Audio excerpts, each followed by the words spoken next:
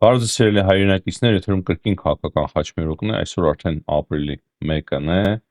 բայց ճիշտ ասած հումորով զբաղվելու տրամադրություն չկա, խաբելու ժամանակ չկա, տրամադրություն նույնպես, մենք խոսում ենք միշտ լուրջ թեմաներից, քաղաքական զարգացումներից Հայաստանում եւ աշխարհում եւ սկսում ենք կրկին Հայաստանով, երեք շատ հետաքրքիր տեղեկություն է ստացվել հակակոռուպցիոն կոմիտեից, Հայաստանի հակակոռուպցիոն կոմիտեից, որ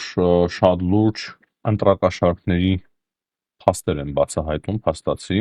մեղադրում են հիմնականում Ռուսաստանից եկած Սամվել Կարապետյանի կուսակցությանը, ասվում է, որ քրեական գործ կա հարուցված, տասնյակ տներում խոզարկություններ են ընթանում, կան 5 ձերբակալվածներ, այսինքն բազմաթիվ են եղել այդ դեպքերը, կաշառք բաժանելու ըստ տեղեկությունների, տեսնենք թե ինչպես կընթանա հետաքննությունը, չեմ ուզում առաջ ընկնել, բայց ինձ մեծ հաշվով դա չի զարմացրել, նույնիսկ ասեմ հեչ չի զարմացրել, որ հիմա Հայաստանում փորձ է կատարվում տարբեր ուժերի կողմից ընտրակաշառք բաժանելու։ Խնդիրը իրականում դրանում չէ։ Դուք տեսաք մեր վերնագիրը, ինչ է, ընտրակաշառքը օրինականացվելու է։ Դա հարց է, որին որ ես կարծում եմ պետք է յուրաքանչյուր մեկը պատասխանի։ Եթե որևիցե կուսակցություն կամ ուժ մեղադրվում է, որ իրենք կաշառակերությամբ են զբաղվում, իրենք կաշառք են բաժանում, հստակ ազդելու ընտրությունների արդյունքի վրա, ով ուզում է լինի, ուրեմն տվյալ ուժերին պետք է արգելեն ընտրություններին մասնակցել։ Ես կարծում եմ համապատասխան օրենք նույնպես գոյություն ունի։ Ոչ միայն մարդկանց պետք է ձերբակալեն, քրեական գործեր հարուցեն 7 տարով ազատազրկեն, դա իհարկե շատ լավ է, շատ ճիշտ է, բայց տվյալ կուսակցությունները եւ ուժերը պետք է հնարավորություն չունենան մասնակցելու ընտրությունների, քանի որ տվյալ քայլերով իրենք կոնկրետ խախտում են Հայաստանի Հանրապետության օրենքը եւ ուղիղ ազդում են ընտրությունների արդյունքների վրա։ Այսինքն, եթե ժողովուրդը իրենց չեր ընտրելու, ապա կաշառքի միջոցով իրենք ստիպելու են, որպեսզի իրենց ընտրեն։ Գիտեք, ես մեկ-մեկ շատ պարզ դիտմամբ եմ խոսում, շատ պարզ դիտմամբ եմ խոսում, որ յուրաքանչյուր մեկը շատ պարզ հասկանա։ Ում համար է այս թատրոնը։ Կրկնեմ, շատ լավ են անում, որ ձերբակալում են, շատ լավ է արվում, որ հակակոռուպցիոն կոմիտեն այդ հայտարարությունները տարածում է, բայց դրան պետք է արդեն հետևեն շատ լուրջ գործողություններ։ Այսինքն 5 հոգու ձերբակալեն, 10 հոգու, 100 հոգու, դա էական չէ։ Գտել եք, որ 200 հոգու օրինակի համար կաշառք է բաժանվել, հայտնաբերել եք, բայց գիտեցիք միանշանակ 200 չեն, 2000 էլ չեն, կարող է լինեն 200,000։ Դուք պատկերացնում եք ինչ թվերի հետ կարող է դուք գործ ունենաք եւ դրա որ տոկոսն եք կարողանալու բացահայտել։ Բայց երբ որ բացահայտում եք օրինակի համար 200 դեպք,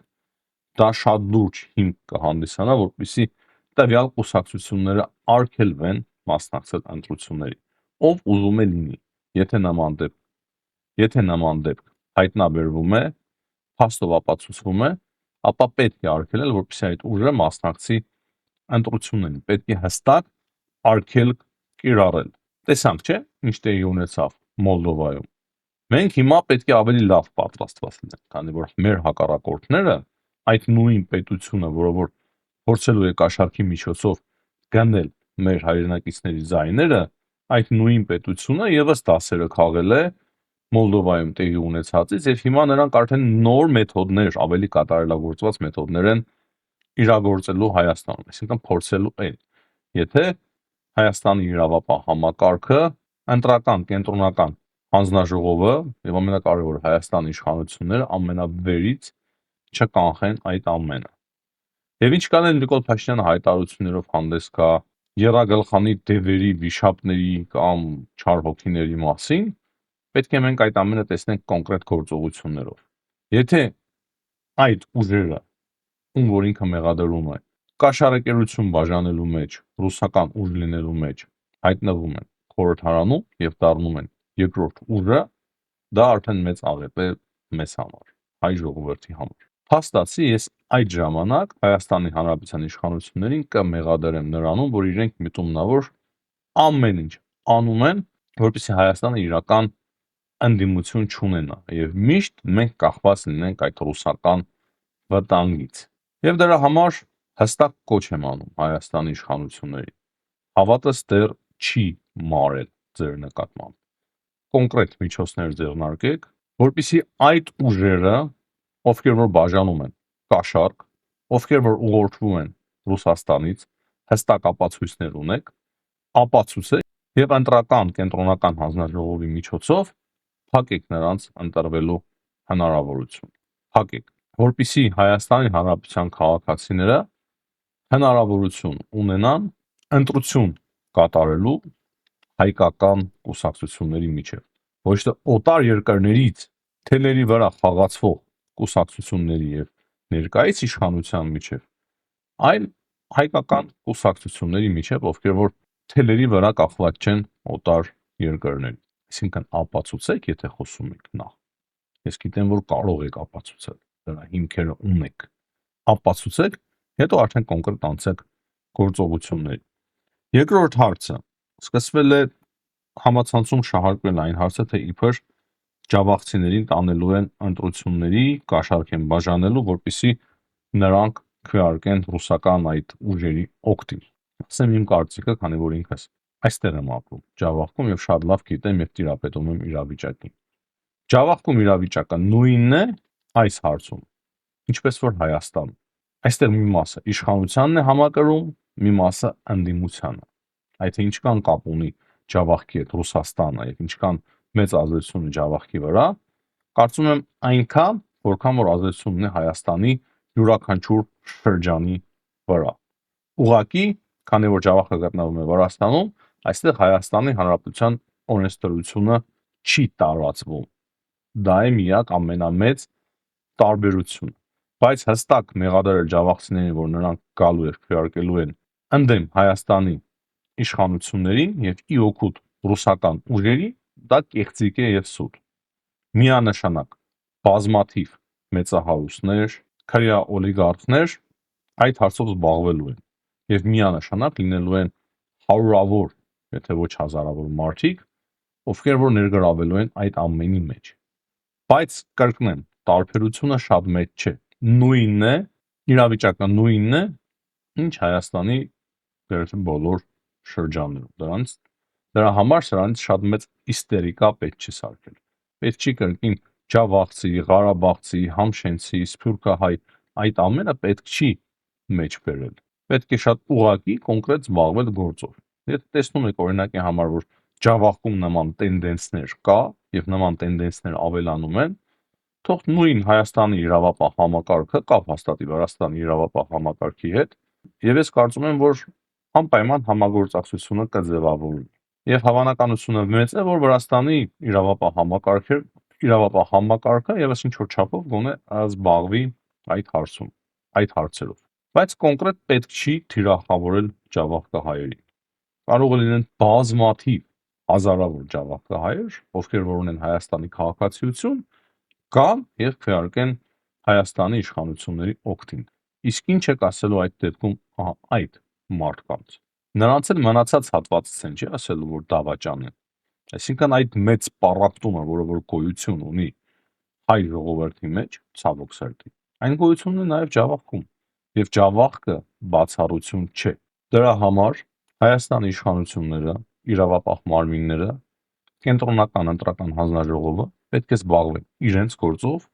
եւ մենք էլ պետք է զբաղվենք մեր գործով,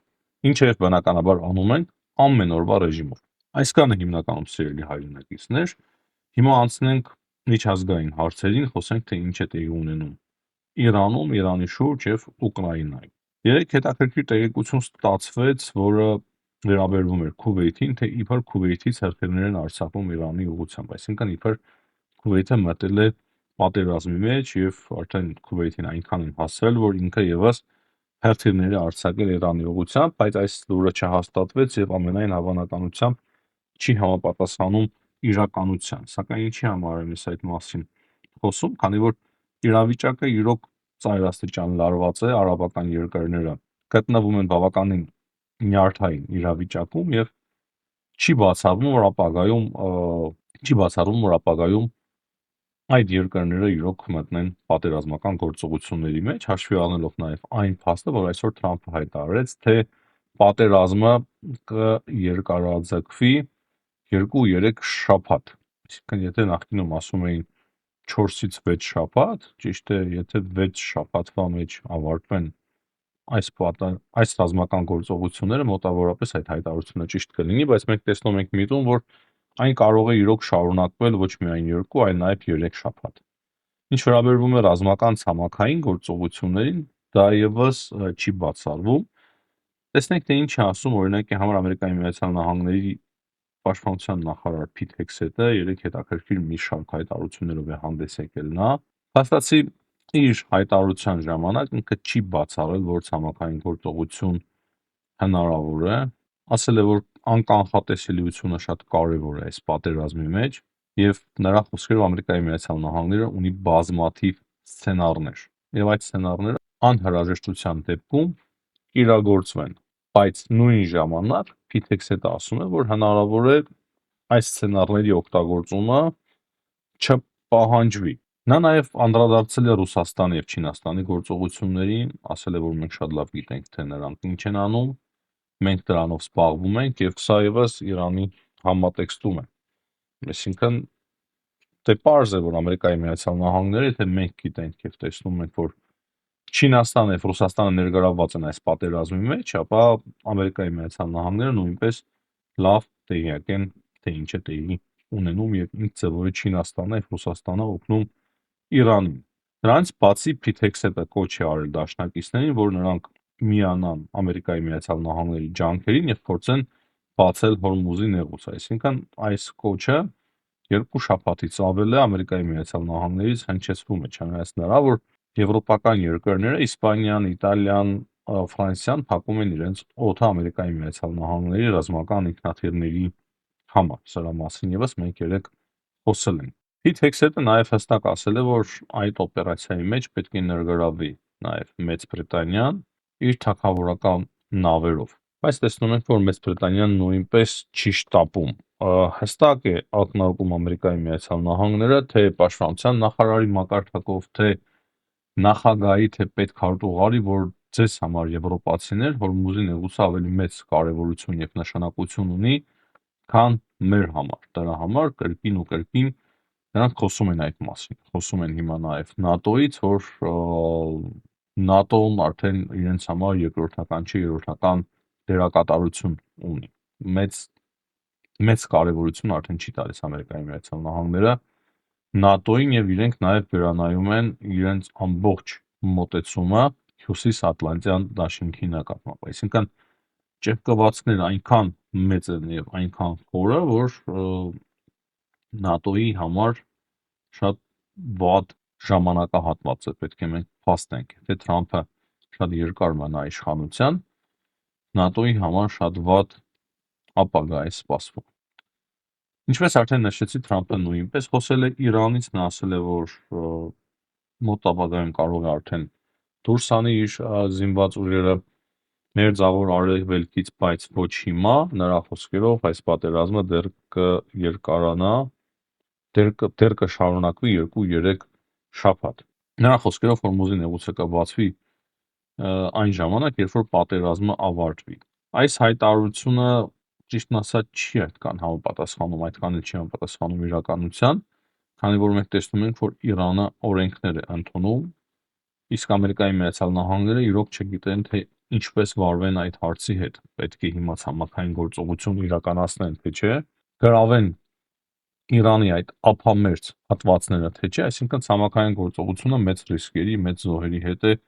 կապված։ Դրա համար Ամերիկայի Միացյալ Նահանգները դեռևս կարծես թե որոշումը վերջնական չեն կայացրել, չնայած որ բոլոր հնարավոր միջոցները արդեն Մերձավոր Արևելքում են, կարող են հենց հիմա սկսել այդ ցամաքային գործողությունները, դրա համար բոլոր պայմանները ստեղծված են, բայց կարծես թե որոշումը համենայն դեպս մեզ վերջնական չի երևում այդ որոշումը կայացվել է թե չէ։ Ինքը իրավիճակը հուշում է, որ Ամերիկայի Միացյալ Նահանգները կդիմեն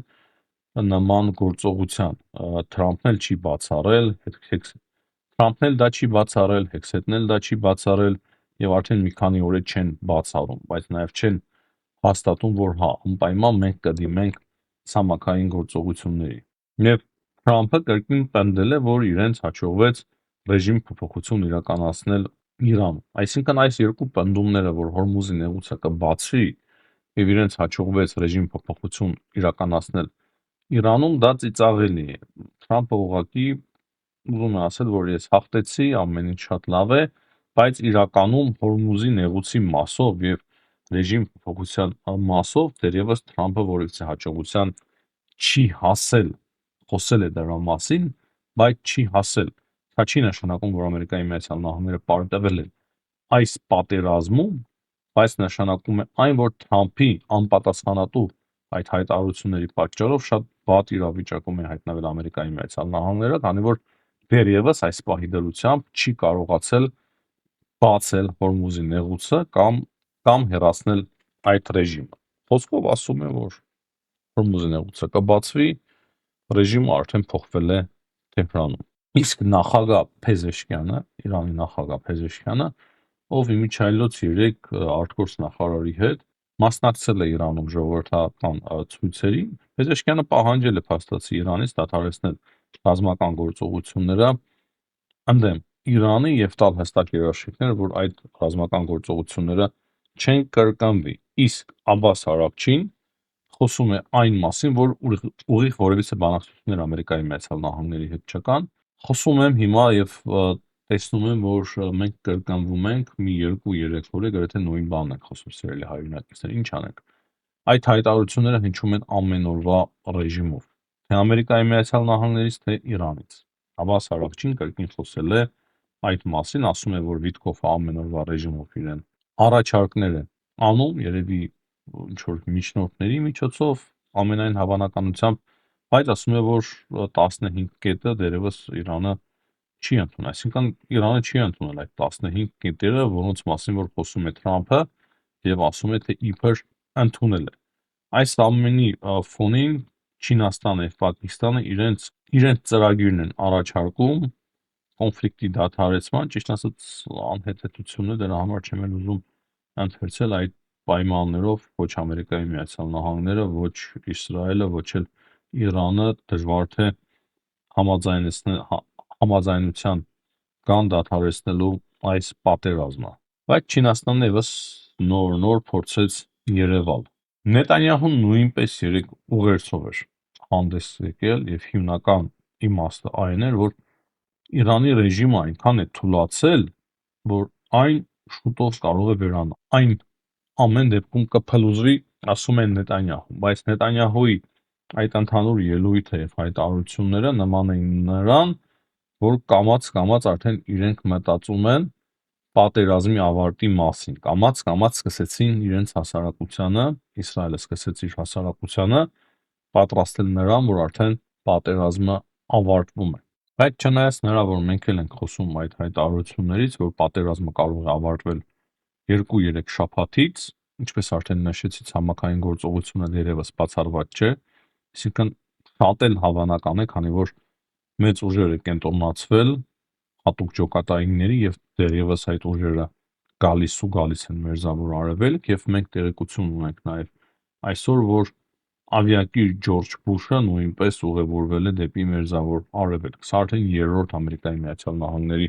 ավիակիրն է եւ երևի սա կապ ունի նաեւ նրա հետ, որ Ֆրանսիան, Իտալիան եւ Իսպանիան փակում է իր օդային տարածքը Ամերիկայի Միացյալ Նահանգների ռազմական ինքնաթիռների համար։ Ավիակիրները հիմնականում հարվածի համար են օգտագործվում Ամերիկայի Միացյալ Նահանգների ավիացիայի կողմից երկրների նկատմամբ, այսինքն բազմաթիվ ինքնաթիռներ ունի նաև իր վրա բազմաթիվ ինքնաթիռներ է կրում Ջորջ Բուշ ավիակիրը։ Եվ սա նույնպես նշանակում է այն, որ դժվար թե այս 2-3 շաբաթների ընթացքում այս պատերազմը ավարտվի։ Չասացի այն մասին, որ ամբողջ գիշեր Թեհրանի եւ ողջ Իրանի տարածքը ռմբակոծվել է, կրկին բազմաթիվ նշանակետերի են հարվածներ հասցվել, տեղեկություն կա, որ Իրանի դատական իշխանության ամենաառանցքային դեմքերից մեկին են կարողացել ոչնչացնել ամերիկացիները եւ իսրայելացիները։ Վերջի 2 օրը շատ լուռ է իրեն պահում Իրանի խորհրդարանի խոսնակ Գալիբաֆը, տեսնես թե ինչ է տեղի ունեցել իր հետ կամ ինչ է մտածում, երևի կարող է մտածում է, որ պետք է բանակցություններ վարել Ամերիկայի Միացյալ Նահանգների հետ եւ շատ ինքը արդեն խոսեց եւ արտահայտվեց ընդդեմ Ամերիկայի Միացյալ Նահանգների բավարարը, չեմ կարող ասել, տեսնենք այս 2 օրերի ընթացքում դա կերևա եւ հիմնականում այսքանը Իրանից։ Ուկրաինայից կարող եմ ավելացնել այն, որ Զելենսկին վերջին շրջանում շատ է խոսում, թե ինչ է իրեն փորձում պարտադրել Ամերիկայի Միացյալ Նահանգները, Դոնալդ Թրամփը, թե ինչ պահանջներ ունի նաև Ռուսաստանի Դաշնությունը։ Զելենսկիի խոսքերով Ռուսաստանի Դաշնության պահանջը Դոնբասն է, բայց մենք դա գիտեինք։ Հիմա ասում է Զելենսկին այն, որ եթե իրեն 2 ամիսների ընթացքում չհանձնեն Դոնբասը, այսինքն ռուսներին չհանձնեն Դոնբասը 2 ամիսների ընթացքում, ռուսներն են այդ պայմանը դնում, որ մեր պայմանները կփոխվեն, այսինքն նոր պայմաններ կլինեն այդ ժամանակ արդեն Ուկրաինայի նկատմամբ։ Եթե 2 ամիսների ընթացքում հանձնեք Դոնբասը, նոր պայմաններ չեն լինի, իսկ եթե 2 ամիսների ընթացքում չհանձնեք, ապա նոր պայմաններ կլինեն։ Սա ուղղակի ինֆորմացիա է եւ բնականաբար դա չի նշանակում այն, որ Զելենսկին պատրաստվում է կամ Ուկրաինան ընդհանրապես պատրաստվում է զիջել Դոնբասը Ուկրաինային։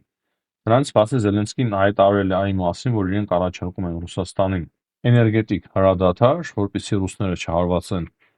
Ուկրաինայի էներգետիկ համակարգին, իրենք էլ պատասխան հարվածներ չեն հասցնի, բայց ասում է Կրեմլում լուռ են եւ դրա համար Կիևի դիրքորոշումը մնում է անփոփոխ։